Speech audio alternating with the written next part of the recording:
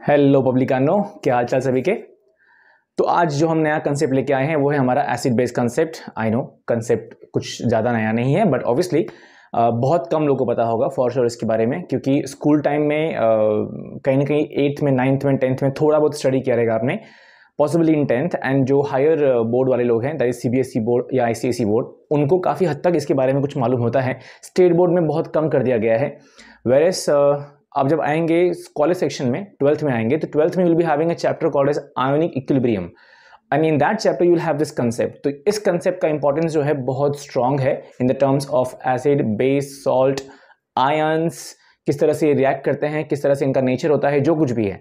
But इतना detail में हम यहाँ नहीं जाएंगे, हम जाएंगे क्या शॉर्ट में। शॉर्ट क्या रहेगा हमारा कि एग्जैक्टली जो एसिड बेस कंसेप्ट होगा वो किन साइंटिस्टों ने क्या क्या प्रपोज किया था, ओके उसके बारे में। बिकॉज अल्टीमेटली अगर मुझे ये नहीं मालूम कि डिफरेंट साइंटिस्ट ने किस तरह से एसिड और बेस के कंसेप्ट को प्रपोज किया, तो मैं उसको यूज ही नहीं कर पाऊंगा, अप्लाई नहीं कर पाऊंगा। तो एप्लीकेशन के लिए हमें उसका मीनिंग मालूम होना चाहिए। बिकॉज यहाँ पे जो मैं मेंशन करने वाला हूँ, 4 साइंटिस्ट के नाम मेंशन करूंगा जिन्होंने एसिड बेस के कंसेप्ट शो किए थे, जिनमें से एक हम स्कूल टाइम में हर बार यूज कर रहे हैं, एवरी टाइम। तो इसी के साथ स्टार्ट करते हैं हमारा एसिड बेस कंसेप्ट।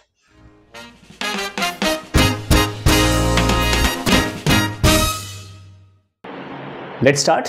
सो हमारे पास 4 कंसेप्ट हैं, जो मैंने कहा था आपसे कि वो कंसेप्ट इंपॉर्टेंट है। थोड़ा बहुत जो हमारा पहला कंसेप्ट है वो आपने पॉसिबली 9th एंड 10th में देखा रहेगा, पॉसिबली आया रहेगा थोड़ा बहुत ऑब्वियसली।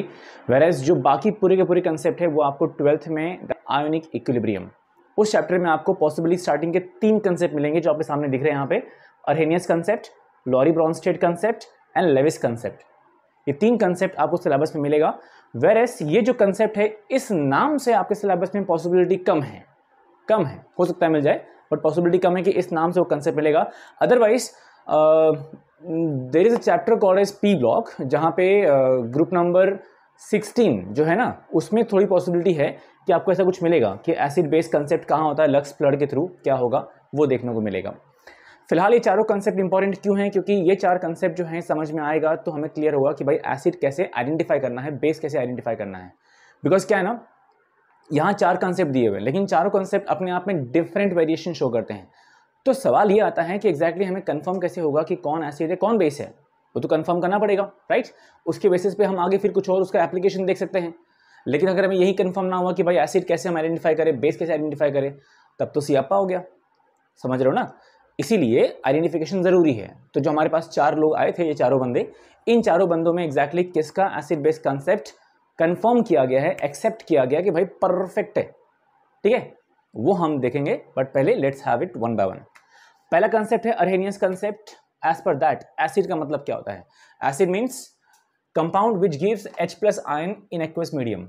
मीन्स कोई भी कंपाउंड अगर आपने उसको वाटर मॉलिक्यूल में ऐड किया, वाटर में ऐड किया, अगर उसने H+ आयन दे दिया, इट मीन्स वो क्या हो गया, एसिड है।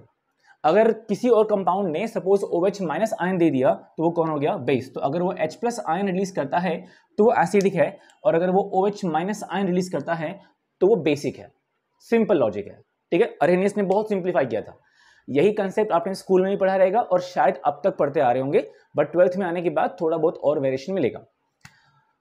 So Arrhenius concept says that acid means what? Compound which gives H+ ion in aqueous medium. Do not forget this. बहुत केसेस में होता है कि स्टूडेंट्स क्या करते हैं, वो ऑलवेज दिमाग में रखते हैं कि H+ आयन, H+ आयन, लेकिन एग्जैक्टली कौन से मीडियम में वो मैटर करता है, that is aqueous medium. It means पानी के अंदर, and gives OH- ion in aqueous medium.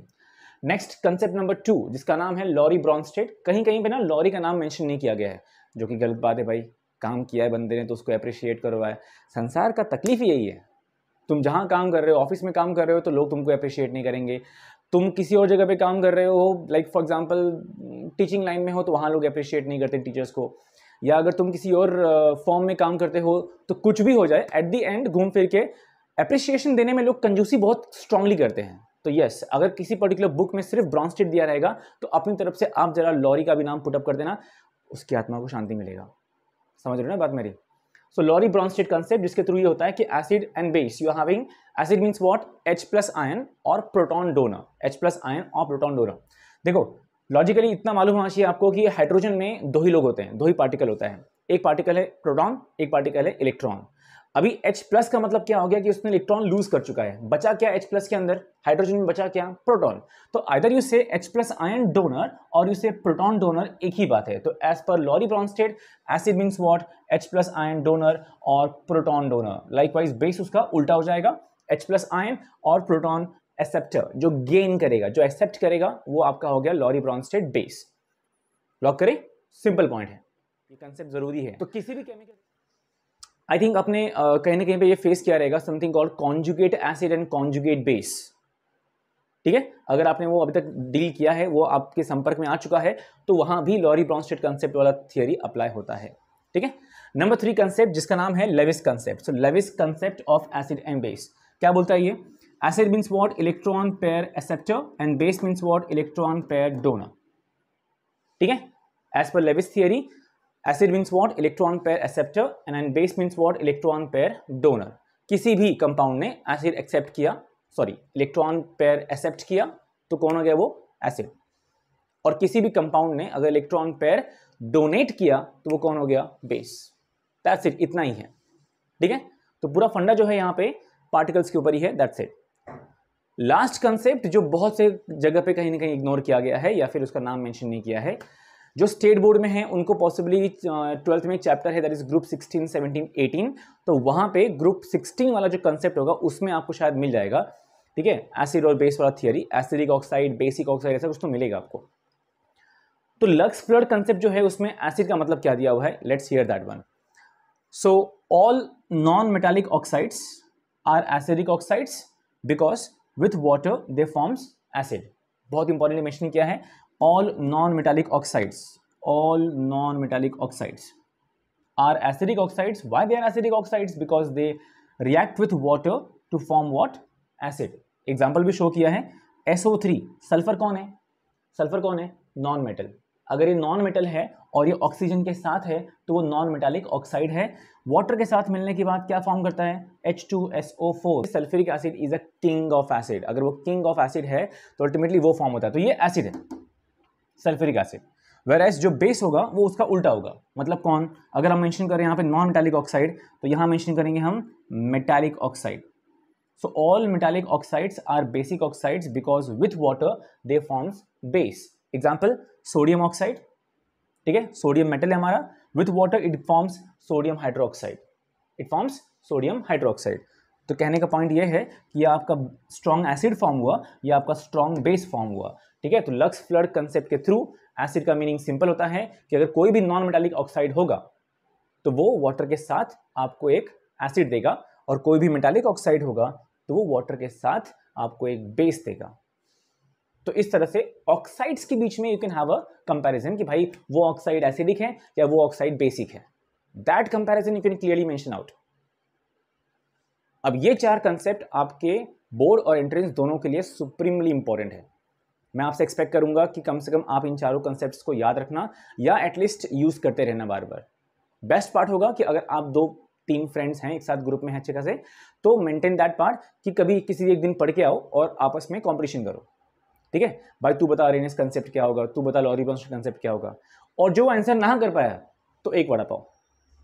सामने वाले के लिए पनिशमेंट क्या है, भाई तू मुझे आज वड़ा पाव खिलाएगा, समझ में आया? या अगर भाई के पास बहुत पैसे हैं तो भाई पिज्जा का ट्रीट देगा तू, लाइक दैट। तो इससे क्या पेट भी भर जाएगा, दोस्ती भी बढ़ेगी, और टेक्निकली नेक्स्ट टाइम वो पढ़ के भी शायद से आएगा। तो फिर नेक्स्ट टाइम आप भी शायद से जेब जरा भारी रखना अपना, समझ रहे हो ना? हाँ। अब सवाल यह है कि इन चारों कंसेप्ट में से कौन सा कंसेप्ट है जो कि बहुत स्ट्रांगली एक्सेप्ट किया गया है, क्योंकि ये चारों कंसेप्ट जो है अलग अलग तरीके से प्रेजेंट कर रहे हैं। ठीक है, जो मोस्ट एक्सेप्टेड कंसेप्ट है वो है आपका लेविस कंसेप्ट। क्यों भाई लेविस कंसेप्ट क्यों एक्सेप्ट किया गया? The reason behind that is कि हमको मालूम है कि कहीं भी अगर कोई केमिकल रिएक्शन होता है तो वो केमिकल रिएक्शन के पीछे रिस्पॉन्सिबल कौन है? इलेक्ट्रॉन। जब इलेक्ट्रॉन बाहर निकलता है या बॉन्ड ब्रेक होता है तो इलेक्ट्रॉन बाहर निकलता है, तो अल्टीमेटली रिएक्शन होता है। तो इन शॉर्ट रिएक्शन क्यों हो रहा है, किसकी वजह से हो रहा है? इलेक्ट्रॉन की वजह से। इलेक्ट्रॉन का एक मेजर कंसेप्ट दिमाग में रख के लेविस कंसेप्ट को मोस्ट स्ट्रांगली एक्सेप्ट किया गया है, क्योंकि इनकी बाकियों की लिमिटेशंस हैं। अब ये क्या बोलता है अरेनियस कंसेप्ट कि एसिड वही होगा जो H+ आयन देगा और बेस वही होगा जो OH- आयन देगा। अगर मान लो किसी के पास H+ और OH- नहीं हुआ तो क्या वो एसिड बेस नहीं है?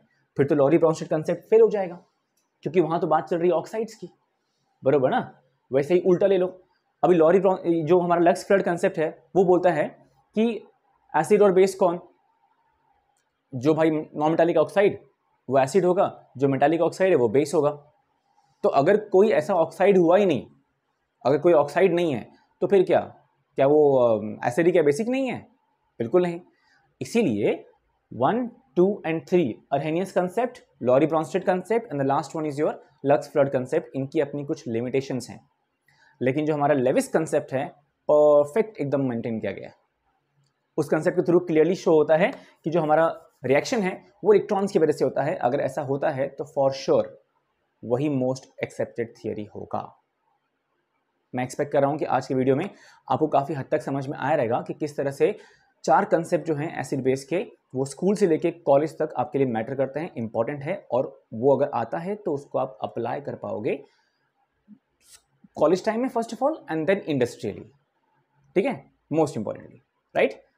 तो इसी के साथ नेक्स्ट टाइम मिलेंगे हम नेक्स्ट वीडियो में, और नेक्स्ट वीडियो जो रहेगा वो रहेगा अबाउट दी कि कंपाउंड कैसे आइडेंटिफाई करना है कि कौन पोलार है, कौन नॉन पोलार है, कौन आयोनिक है। और अगर ये आपको मालूम है तो आप कमेंट बॉक्स में बताओ कि हमको मालूम है सर कैसे आइडेंटिफाई करना है, क्योंकि जो स्टूडेंट्स को मैंने पढ़ाया है शायद उनको पॉसिबली मालूम होगा, लेकिन कुछ और भी लोग यहाँ पे जो हैं जो ऑनलाइन हैं, चांसेस हो सकते हैं, हू nose, let's see, comment box में देखते हैं। तब तक के लिए एंजॉय करें, एक्सप्लोर करें and be happy. Bye bye.